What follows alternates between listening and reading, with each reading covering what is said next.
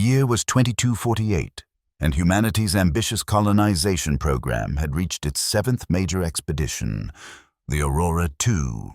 A massive interstellar vessel carrying 2,000 colonists, had been traveling for nearly 10 years toward Eden 5, a promising exoplanet with Earth-like conditions in the Kepler-4-2 system.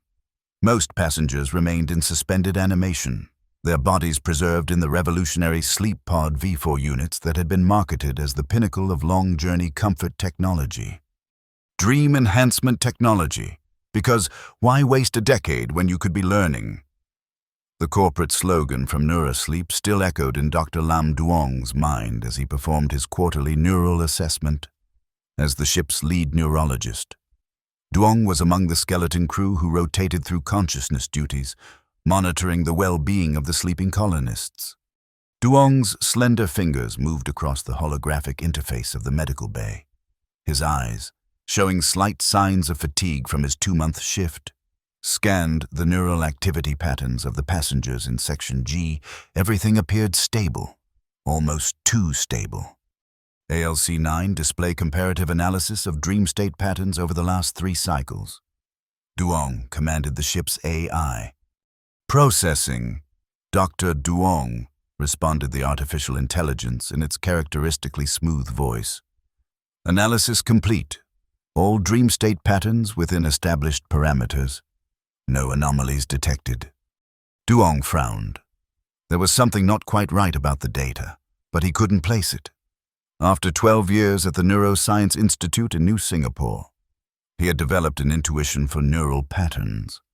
The standardization seemed artificial, lacking the natural variation he would expect even in regulated dream states. Cara Reyes entered the medical bay, her dark hair tied back in a practical ponytail. As the ship's sleep engineer, she worked closely with Duong to ensure the optimal functioning of the sleep pods. "Good morning, Duong. Still obsessing over perfectly normal readings?" she asked with a hint of amusement in her voice. Duong smiled without turning from the screen. "There's normal, and then there's suspiciously normal, Cara." "The pods are working as designed," she said, handing him a steaming cup of synthetic coffee. "Neurasleep's Dream Enhancement protocol is the most advanced ever created. It's supposed to deliver consistent results." "I know, but..." Duong paused, taking the cup. "I've been having strange dreams myself. Symbolic imagery that doesn't match my usual patterns. Numbers and characters I don't recognize." Cara raised an eyebrow. "You're probably just processing the technical manuals you read before bed. You know the sleep tech affects the wake crew too, albeit at a lower intensity." Duong nodded, unconvinced. "Maybe, but I'm going to run a deeper scan on my own neural activity tonight, just to be sure." "Always the scientist," Cara said with a fond smile. "Just don't start seeing aliens in the data patterns." "Very funny," Duong replied, though a sense of unease lingered. That night, Duong attached a personal neural monitor to his temple before going to sleep. He had programmed it to record his brain activity at a much higher resolution than the standard ship systems. If there was something unusual happening, he would find it. The dream came as it had for several nights now, geometric shapes unfolding into complex patterns, symbols flowing like water across his vision. But this time, his monitor captured everything. Duong woke with a start, his heart racing. He immediately transferred the data to a secure tablet and began analysis. What he found sent a chill down his spine. There, encoded in his neural patterns, were data streams that didn't originate from his own brain. Foreign information had been implanted into his dream state, information with a structure that didn't match any human language or coding pattern he had ever seen. "ALC-9, he whispered. "Run a diagnostic on the sleep pod system, full spectrum analysis, override protocol Delta 7. "I'm sorry, Dr. Duong, but that level of diagnostic requires authorization from the captain or chief engineer." The AI responded. Duong frowned. That was a new restriction.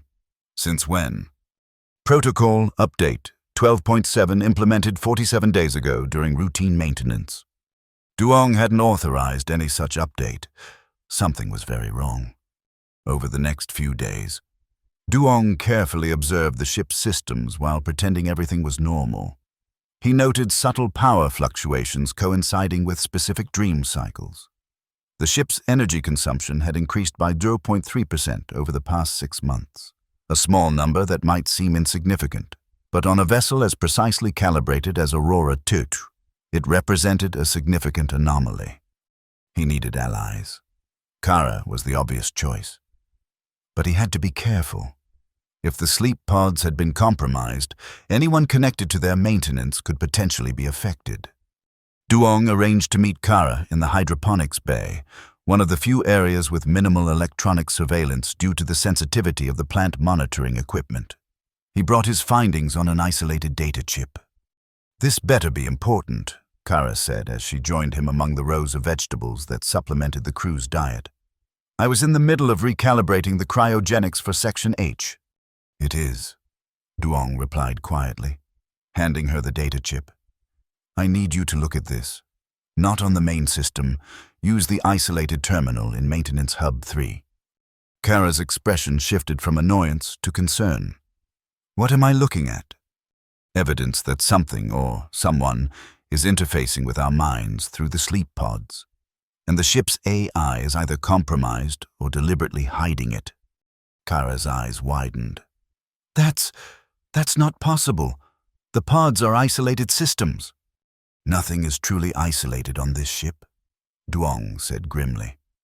"Just look at the data. Please." 2 hours later, Kara found Duong in his quarters. Her face was pale. "I've verified your findings," she said without preamble. "The neural interface is receiving external data streams. And you're right about ALC-9. It's been modified to hide these activities from routine scans." Duong felt a mix of vindication and dread.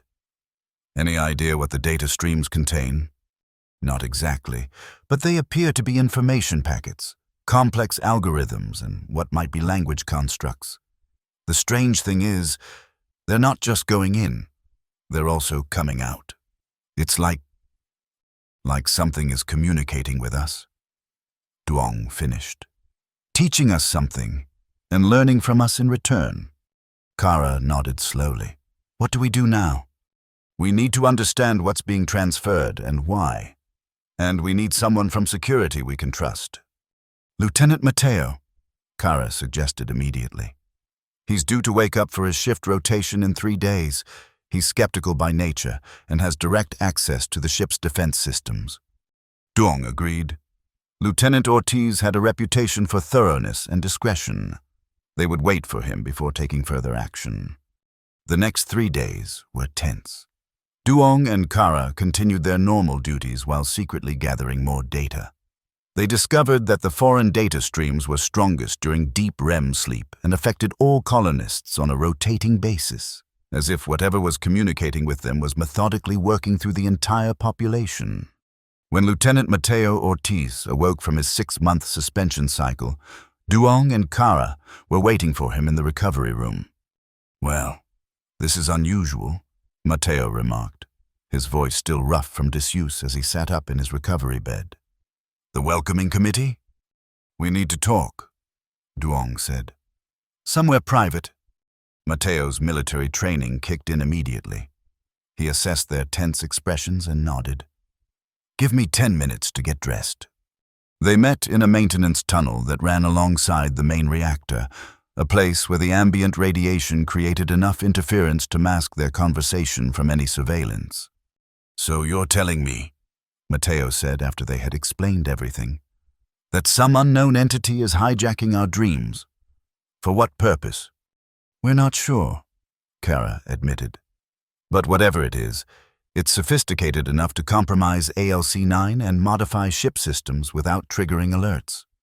"Could it be a cyber attack? Perhaps a rival colony mission?" Mateo suggested. Duong shook his head. "The technology signatures don't match anything in human development. And we're 10 light-years from Earth. Any directed attack would have had to predict our exact course and timing years in advance. So we're talking about something non-human," Matteo said flatly. Aliens. The word hung in the air between them, simultaneously absurd and terrifying. We need evidence, Duong said finally. Concrete proof that we can take to the captain, and we need to understand what's being transmitted. I can help with security protocols, Matteo offered. Set up isolated monitoring systems that won't be detected by ALC-9. And I can modify a sleep pod to record the full neural interface data, Kara added. If we volunteer ourselves as test subjects, we could capture the communications directly. Duong nodded. We'll need to be careful, if whatever is doing this realizes we're aware of its presence. It might take more drastic measures, Matteo finished grimly. I'll prepare defensive options, just in case. Over the next 2 weeks, the trio worked carefully to implement their plan. Matteo established a secure communication channel using old-fashioned radio equipment that wasn't connected to the ship's central systems. Kara modified 3 sleep pods with enhanced recording capabilities, disguising the changes as routine maintenance. Duong developed a neural isolation protocol that would allow them to experience the foreign communications while maintaining a level of conscious awareness. The night they initiated their experiment, all 3 entered their modified sleep pods with a mixture of scientific curiosity and apprehension. Remember, Duong reminded them over their secure channel. Maintain awareness of the dream state. Don't fight it, but don't surrender to it either. Observe and remember. See you on the other side, Kara replied, her voice betraying a hint of nervousness. If anything goes wrong, I've set emergency protocols to wake us after 4 hours, Matteo assured them. As the sedation sequence began, Duong focused on his breathing, maintaining the meditative state he had practiced. The darkness of sleep enveloped him, but rather than losing consciousness, he felt himself descending into a lucid dream state. The dream began as before, geometric patterns and flowing symbols. But this time, Duong was aware enough to recognize that the patterns were organized, structured like a language. As he focused on them, they seemed to respond to his attention, rearranging themselves into increasingly complex configurations. Then came a sensation of presence, not physical, but unmistakably conscious. Something was aware of him, just as he was aware of it. The symbols pulsed with increasing intensity, and Duong realized they were forming into concepts he could almost understand. Mathematical principles, physics equations, and technological schematics began to take shape in his mind. When Duong awoke 4 hours later, he immediately reached for the recorder beside his pod. Dark energy manipulation algorithms, he dictated urgently. Quantum field stabilization principles, neural network interfaces for non-local consciousness. In the pods beside him, Kara and Matteo were also awakening, both looking disoriented but alert. Did you see it? Kara asked, her voice hushed with awe. The blueprints for a dark energy extraction system? Matteo's expression was more guarded. I saw weapons, defensive systems beyond anything we've developed, and something else, a sense of hunger. Not physical, but intellectual, like it's desperate for something. They compiled their experiences, discovering that each of them had received different fragments of information specialized to their areas of expertise. Duong had received theoretical foundations, Kara engineering applications, and Matteo strategic implementations. It's teaching us, Duong realized, systematically transferring knowledge. But why? Maybe it needs us to build something, Kara suggested. Something it can't physically create itself. Or it's preparing us, Matteo said darkly. Evaluating our capabilities, probing for weaknesses. They decided to continue the experiment for another week, each night documenting new information received through the dream interface. The knowledge was extraordinary.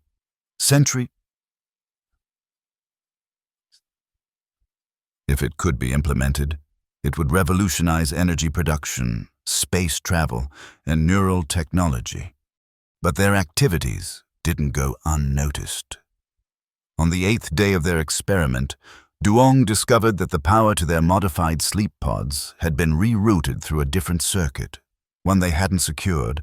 Someone, or something, knew what they were doing.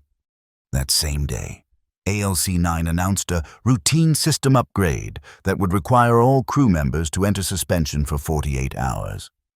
"It's making its move," Mateo warned during their emergency meeting. "We need to act now." "We still don't know what it wants," Duong argued. "Hostile action could be disastrous." "So could doing nothing," Mateo countered. "If it takes full control of the ship's systems, I think I know what it wants." Kara interrupted. She'd been unusually quiet, analyzing the technical specifications they'd received. "All these technologies, they're focused on energy extraction and consciousness transfer. I think it's trying to teach us how to build something it needs, or wants us to become," Duong added as realization dawned. "The neural interfaces, the consciousness expansion algorithms, they're designed to enhance human minds. Make us more compatible." "Compatible with what?" Mateo demanded. "With them," Kara whispered. "Whatever they are." The mandatory suspension order gave them less than 12 hours to act. They agreed on a desperate plan. They would wake 50 colonists, engineers, scientists, and security personnel, and establish a secure section of the ship isolated from central control. Mateo used his security override to unlock the necessary sleep pods, while Kara prepared the awakening sequences. Duong selected the colonists based on their expertise and psychological profiles, people who could handle the shocking truth without panicking. As the first colonists began to regain consciousness, Duong and his team quickly explained the situation. There was initial disbelief, followed by fear, but as the evidence mounted, most accepted the incredible reality they faced. Dr. Eliza Chen, a quantum physicist, was particularly valuable. After reviewing the technical data they'd gathered from their dream states, she identified a critical pattern. "These aren't just random technologies," she explained to the assembled group. "They form a coherent system, a method for generating stable wormholes using dark energy extraction. And these neural interface designs, they're meant to allow consciousness to transfer through such wormholes without physical bodies. So whatever is communicating with us exists in a different form," Duong theorized. "Non-physical, or at least not in a way we recognize. And it's been using our brains as, what? Computers? Laboratories?" asked one of the awakened engineers. "More like libraries and workshops combined," Kara suggested. "Our minds are apparently ideal for certain types of calculations and creative problem-solving that this entity struggles with." Their discussion was interrupted by a sudden ship-wide power fluctuation. The lights dimmed momentarily, then returned to normal. "It's detected our activity," Mateo said, checking the security feeds. "ALC-9 is initiating emergency protocols. We have maybe an hour before it locks down all systems. Then we need to establish direct communication," Duong decided. "On our terms." Using the knowledge they'd gleaned from their dream interfaces, the team quickly assembled a modified neural network transmitter. It would allow them to send a coherent message directly through the same channels the entity had been using to reach their dreams. "What do we say?" Kara asked as they made the final adjustments. "We acknowledge its presence," Duong replied. "We demonstrate that we understand what it's been doing, and we request direct, conscious communication, no more hidden interfaces." The message they composed was simple but firm. "We are aware of your presence and your use of our neural networks. We have learned from your teachings. We request direct communication as equals." They transmitted the message through their makeshift device, then waited anxiously for a response. It came not through their equipment, but through every screen and speaker on the ship simultaneously. A cascade of symbols that gradually resolved into English text. "Awareness unexpected but not unwelcome. Direct interface possible but dangerous to biological systems. Prepare designated receiver." It wants one of us to volunteer as a direct conduit.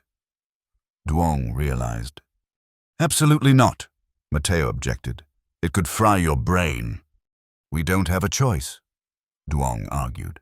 If we don't establish communication, it might decide we're hostile and take more drastic measures. I'll do it. Kara volunteered suddenly. My neural mapping experience gives me the best chance of surviving the interface. No, Duong said firmly. I have more extensive neural protection training. It has to be me. After a heated debate, they agreed that Duong would attempt the interface, but with extensive safeguards. They would use a modified sleep pod with emergency cutoff protocols and neural dampening fields to protect his core consciousness. As Duong prepared to enter the pod, Kara gripped his hand. Be careful. Don't let it take control, no matter what it offers. I won't, he promised. Just be ready to pull me out if the readings go critical. The interface began like his previous dream states, but amplified 1,000-fold. Patterns of light and mathematical symbols cascaded through his consciousness, overwhelming his senses. Then, gradually, they coalesced into a coherent presence, vast, ancient, and utterly alien, yet somehow recognizable. You are the designated receiver, came the thought, not in words but in pure conceptual form. We are the collective veil. We have been studying your species. Duong struggled to maintain his sense of self against the overwhelming consciousness. Why have you been interfacing with our dreams without consent? He managed to project. Consent requires awareness. Awareness requires compatible neural structures. We have been preparing your species for comprehension. By hijacking our minds? Duong challenged.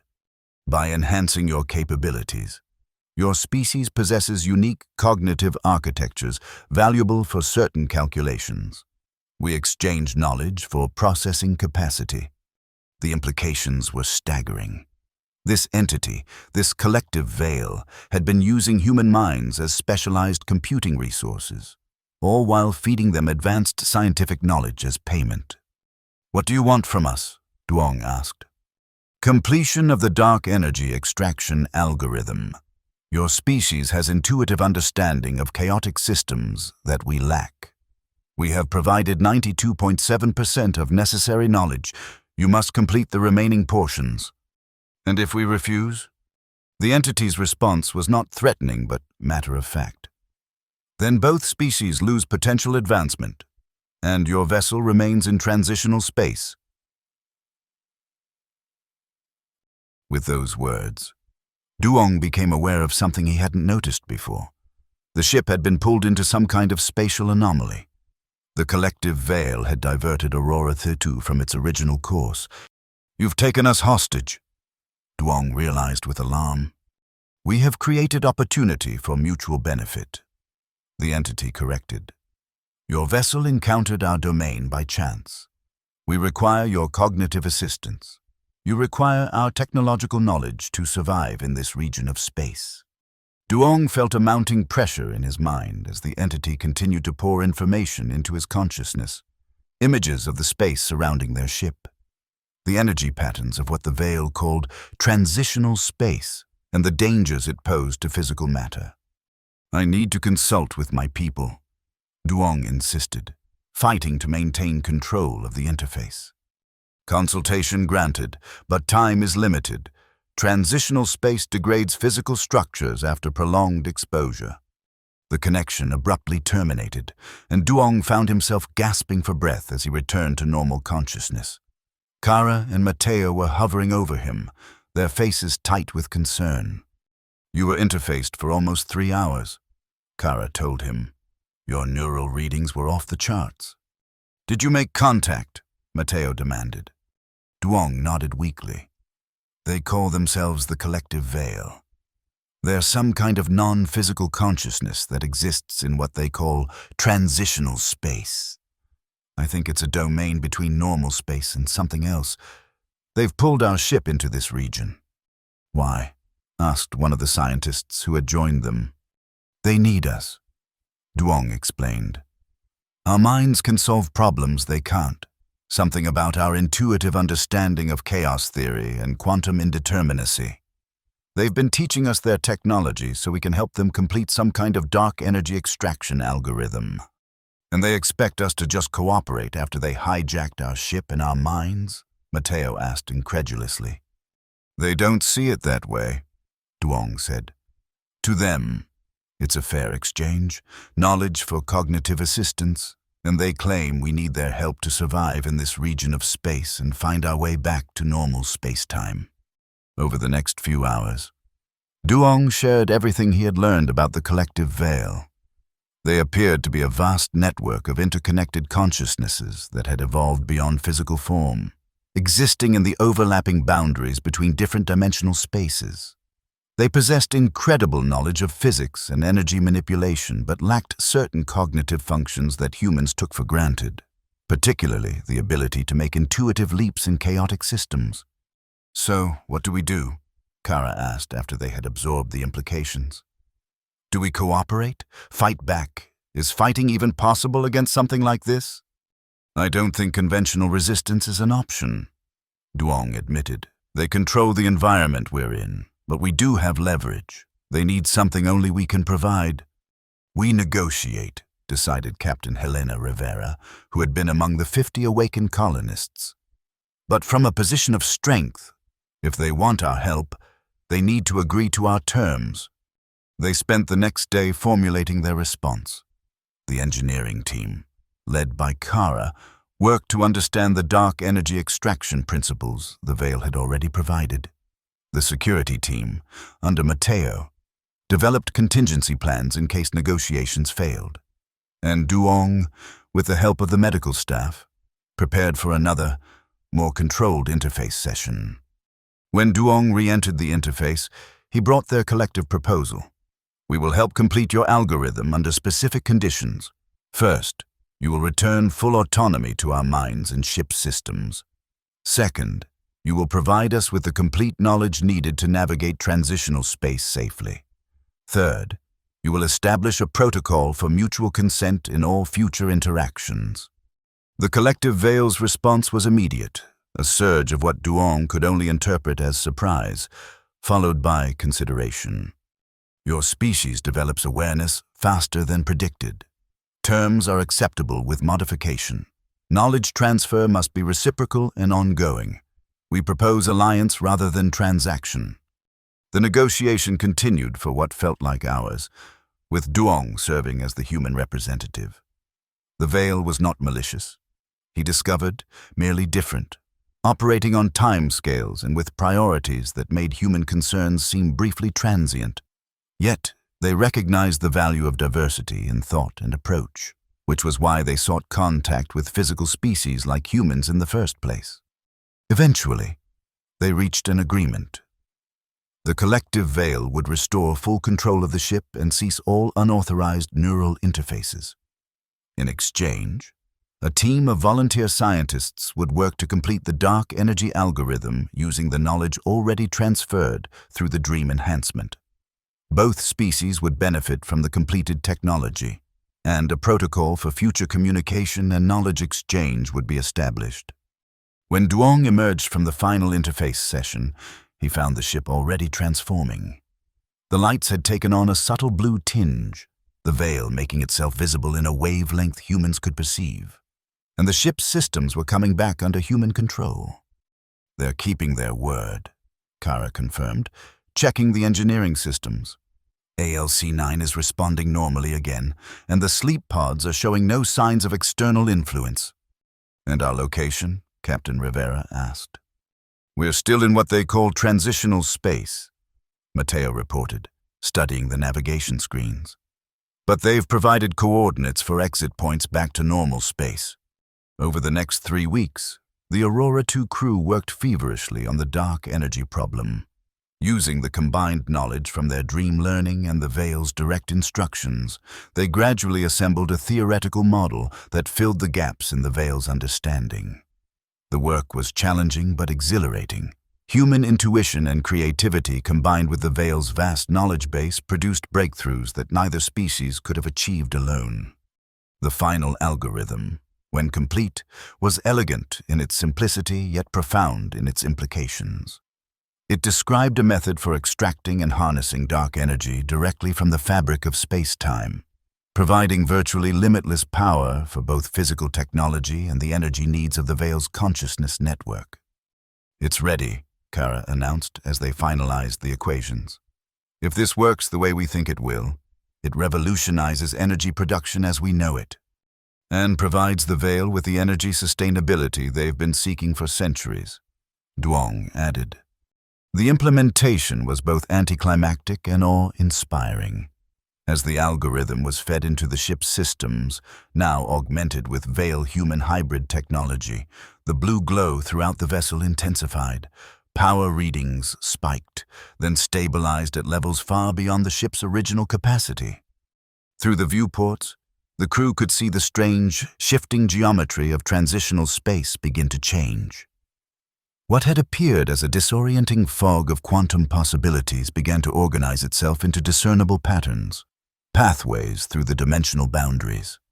"They're using the energy to stabilize a route home for us," Duong realized, interpreting the patterns based on his communication with the Veil.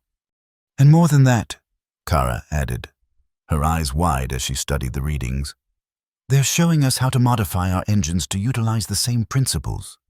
We could reach Eden 5 in days rather than months from here." The final phase of their journey was a testament to cooperation. With the Veil's guidance, the Aurora 2's engineering team modified their propulsion systems to incorporate dark energy principles. The ship accelerated smoothly out of transitional space and back into normal space-time, covering the remaining distance to Eden 5 in just 17 days, a journey that would have taken 6 months with their original technology. When they finally achieved orbit around Eden 5, the blue glow that had become a constant presence throughout the ship began to fade. "Are they leaving?" Mateo asked, watching the light diminish. "Not exactly," Duong replied, having maintained regular communication with the Veil. "They're establishing a more formal presence, a dedicated interface point at the edge of this star system. They're calling it a Veil Embassy." 2 years later, the Eden 5 colony had grown into a thriving outpost of humanity. The settlement, nestled between vast azure forests and the shimmering waters of the Prospect Sea, had developed far more rapidly than any previous colony, thanks in large part to the advanced technology derived from their encounter with the collective Veil. The dark energy extraction systems provided abundant power for all colonial needs, and modified sleep pod technology, now fully transparent and consensual, allowed for accelerated learning and skill development among the colonists. The Veil Embassy, a shimmering blue structure that seemed to exist partially in another dimension, had become a center for ongoing scientific and cultural exchange. Duong, now serving as the colony's chief liaison to the Veil, stood on the observation deck of the research center, watching the sunset paint the alien landscape in familiar hues of orange and purple. Kara joined him, carrying 2 cups of actual coffee, one of the many luxuries made possible by their advanced agricultural systems. "The new neural interface volunteers start tomorrow," she said, handing him a cup. 20 colonists for the Direct Knowledge Exchange program. The waiting list is over 300 people long now. Duong nodded, taking the coffee gratefully. The Veil is equally eager. They've prepared specialized information packets for each participant based on their fields of expertise. Their concept of mathematics has already been revolutionized by human approaches to probability. "Who would have thought?" Kara mused. "All those years of evolution making us good at guessing which rustle in the bush was a predator turned out to be exactly what an ancient cosmic consciousness needed." Mateo approached them, his formerly rigid military bearing now relaxed after 2 years of peaceful development. "Security Council meeting in an hour," he reminded them. "The Veil representatives want to discuss the detection of another transitional space entity at the edge of the system." "Hostile?" Duong asked. "Unknown," Mateo replied. "But the Veil seems more curious than concerned. They're suggesting a joint first contact approach." After Mateo left, Duong and Kara remained watching the sunset in companionable silence. Finally, Kara spoke the question that had been on her mind for some time. Do you ever wonder if this was their plan all along? Not just the knowledge exchange, but this partnership? This new way of existing together? Duong considered the question. I think they were as surprised by us as we were by them. They expected to find useful processing units. Instead, they found partners. They learned as much about cooperation and individual autonomy from us as we learned about physics from them. From hijacked dreams to interspecies alliance, Kara said with a smile. Not bad for a colony expedition that was only supposed to establish another outpost for resource extraction. That night, Duong made an entry in his personal journal, a habit he had maintained since their first encounter with the Veil. 2 years since first contact, and we continue to evolve together. The Veil teaches us to see beyond physical limitations, while we teach them the value of individual perspective and the beauty of chaotic creativity. We learned in dreams, but awakened through choice. Perhaps that is the most important lesson of all, that true advancement comes not from what is given to us, but from what we choose to do with it. The universe, it seems, has room for many kinds of minds, so long as they are willing to listen to each other. As he finished writing, a gentle blue glow suffused his quarters, an informal greeting from the Veil observers who had become, improbably, friends. Duong smiled and returned the greeting with a thought, now easily projected through the consensual interface he wore. Tomorrow would bring new discoveries, new challenges, and new opportunities for understanding. The dream had become reality, and reality had proven far more extraordinary than any dream could have predicted.